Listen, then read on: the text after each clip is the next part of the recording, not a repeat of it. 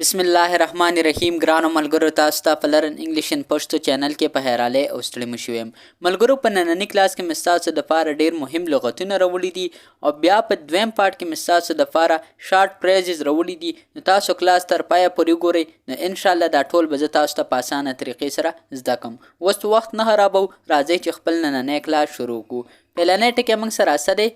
انسولینس څه ته وي دا موږ بې عزتۍ ته وي یعنی هغه کس چې مطلب ډیر بې عزته یعنی څوک عزت نه کوي انسولینس ډوسایل تابعدار یعنی ډوسایل دا موږ هغه کس دپاره استعمالو یعنی چې ته یو کس ته څه خبره هم کې هغه ستا خبره مني هیوبرس څه ته وي دا وي ډیر ویاړ یعنی تاسو به ډیر داسې کسان لیدلي چې هغو ډیر زیات ویاړ کوي په ځان باندې ډیر فخر کوي یعنی غرور هم کوي نو دې ته موږ په انګلیسۍ کې څه ویلی شو هیوبرس دې ته موږ پراید هم ویلی شو هو هیوبرس چې کومه دی دا موږ هغه کس دپاره استعمالو چې څوک ډیر دا زیات ځان باندې ویاړ کوي فخر کوي نیفیریس بدنام دا موږ هغه کس ته ویلی شو کوم کس چې ډیر بدنام وي فیوټایل څه ته وي دا موږ بیکار ته وي یعنی هغه څیز چې زموږ په کار باندې نه راځي نو که تاسو نه څوک تپوس وکړي چې فیوټایل څه ته وي تاسو به ورته وایي بیکاره ډیویس چالاکه موږ یې لکه دا کس ډیر چالاکه دی ډیر هوښیار دی نو دې ته ویلی شي ډیویس ایماسکولیټ څه ته وي ټاکلو ته یعنی یو کس چې نامینیټ کړي نو دې ته موږ څه ویلی شو ایماسکولیټ یعنی تاسو یو کس ته وایي چې لکه ته به دا کار کوې نو دې ته موږ څه ویلی شو ایماسکولیټ یعنی یو کس د یو څیز دپاره موږ وټاکو ډیلیریم دیوانه څه ته وي دا وي دیوانه ته یعنی هغه کس چې کم کس دیوانه یعنی لیونی شانته وي نو دغه کس ته موږ په انګلیسۍ کې ویلی شو ډیلیریم بایسټینډر تماشا کوونکي یعنی بایسټینډر څه ته وي دې ته موږ په انګلیش کې سپیکټیټر هم ویلی شو یعنی هغه کسان چې تماشا کوي اوس تاسو کرکټ ته لاړ شئ او کرکټ ګورئ هلته نو دې ته تاسو ته به څه ویلی شي بایسټینډر یعنی تماشا کوونکي کیلوس څه ته وي د کاڼي زړه والا یعنی هغه کس چې ډېر کلک زړه یعنی مطلب په څه باندې خفه کېږي نو دې ته موږ څه ویلی شو کیلوس لینګویټ کمزور یعنی لینګویټ څه ته وي که تاسو نه څوک تپوس وکړي نو چې لینګویټ څه ته وي نو تاسو به ورته وي کمزور یعنی هغه کس چې ډېر کمزوری یعنی یا یو هغه کس یا یو څیز چې ډېر زیات کمزوری نو دې ته موږ لینګویټ ویلی شو او تاسو له په انګلیش کې دا هم درځي ویک دې ته موږ ویک هم ویلی شو سالویشن څه ته وي دا بخښنې ته وي یعنی کله چې موږ د یو کس نه بخښنه غواړو دې ته وي سالویشن کریډنس څه ته وي دا وي عقیدې ته یعنی عقیده اوس موږ دا عقیده ده چې مطلب الله تعالی چې کومه دی دا زموږ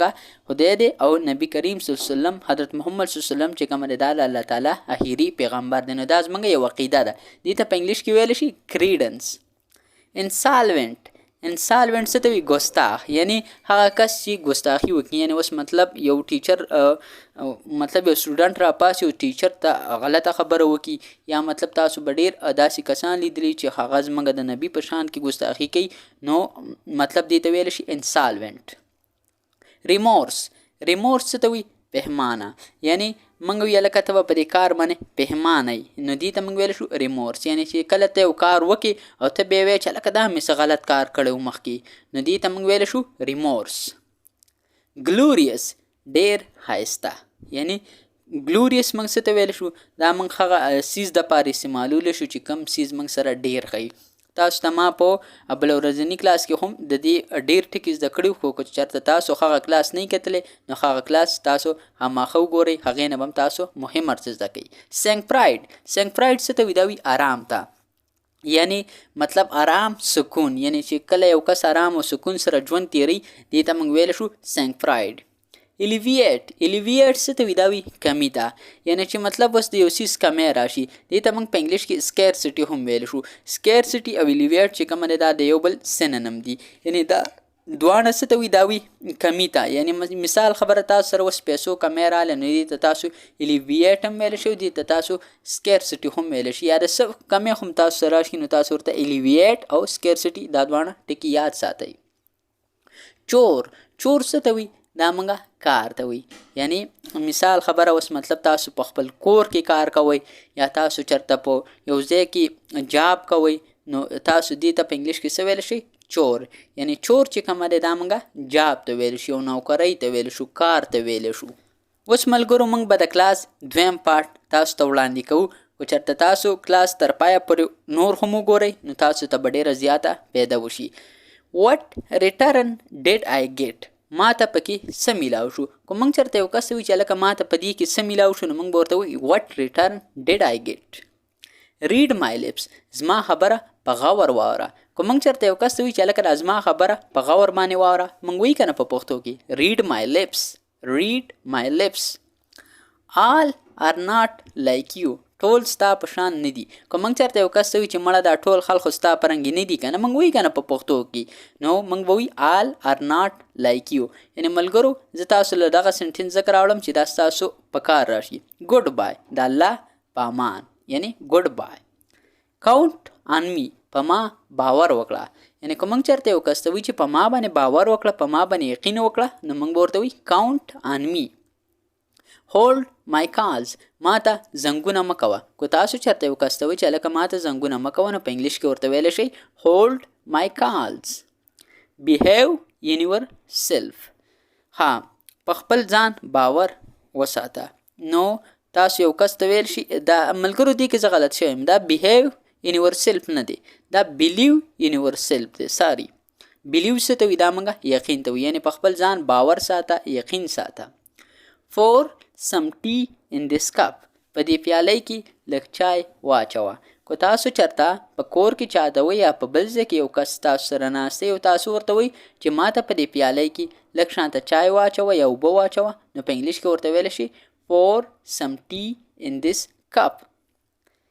do the dishes، لوښي وینځه. که موږ چېرته یو کس ته وایو چې لوښي وینځه، نو په انګلیش کې ورته ویلی شو do the dishes. nothing feels right، څه هم مزه نه کوي. که موږ چېرته یو کس ته وایو چې څه هم مزه نه کوي، موږ وایو که نه په پښتو کې، نو په انګلیش کې به وایو nothing feels right. safety come first، د ټولو ناول احتیاط. که موږ چېرته یو کس ته وایو چې هلکه د ټولو ناول احتیاط ضروري دی، نو موږ به ورته وایو safety come first. یعنی احتیاط ځکه ضروري دی، که یو انسان په صحت باندې روغ جوړي نو هغه ته یو کار هم مشکل نه دی. څنګه چې موږ وایو health is wealth، یعنی صحت چې کومه دی دا د الله تعالی یو غټ نعمت دی. anything could happen، څه هم کیدی شي. که موږ چېرته یو کس ته وایي چې هلکه دا کار خو موږ کوو، خو په دې باندې ګوره نور څه هم کیدی شي، څه هم کیدی شي، یعنی anything can happen، یعنی anything could happen. give it off، دا پرېږده. که موږ چېرته یو کس ته وایي چې هلکه دا څیز پرېږده، یعنی که یو کس کار کوي او ته ورته وایي چې مړه هلکه دا بس دا کار پرېږده، نو ته ورته وایي give it off. give it back، دا واپس کړه. یعنی که تاسو چېرته د دکاندار نه یو کس یو څیز راوړي ستاسو په کور کې او تاسو ورته وایي چې هلکه دا څیز واپس که دا ټیک نه دی، نو ته ورته ویلی شي give it back. people are weird، عجیبه خلک دی. یعنی موږ وایو که نه په پښتو کې، مړه موږ وایو دا عجیبه خلک دی، یاره څنګه چل کوي او داسې که نه، موږ وایو که نه په پښتو کې، نو تاسو په انګلیش کې ویلی شئ people are weird. time will tell، وخت به ښایي. یعنی موږ اکثر وایو که نه په پښتو کې، موږ وایو هلکه وخت به ښایي. یعنی موږ وایو چې مطلب که تاسو ته اوس یو کس وایي چې مطلب ته دا کار نشي کولی که نه، مثال خبره تا ته وایي چې هلکه ته دا کار نشي کولی، او ته وایې چې مړه وخت به ښایي، دا به وخت څه پته لګي، انشاءالله زه به دا کارونه کوم. نو تاسو ورته په انګلیش کې ویلی شئ time will tell، یعنی وخت به ښایي چې انشاءالله زه به په روان وخت کې یو کامیابه سړی یم. ملګرو نننی کلاس زموږ پای ته ورسېدو. انشاءالله زه امید کوم چې د دې کلاس نه به تاسو ډېر څه هم زده کړي. ملګرو که چېرته تاسو ته د څه ضرورت وي نو تاسو موږ ته په کمنټ سیکشن کې بالکل کمنټ کولی شئ، موږ به تاسو له جواب ده. ملګرو نننی کلاس زموږ پای ته ورسېدو. انشاءالله تاسو سره به په یو بل نوي کلاس کې ملاقات کیږي. تر هغې وخته پورې ما له اجازت راکئ. ما په خپلو دواګانو کې یاد ساتئ او د خپل ځان خو ډېر ډېر خیال ساتئ. چېرته چې خو اوسئ خوشحاله، آباد، بریالي او ژوندي او کړندي اوسئ. د الله په امان.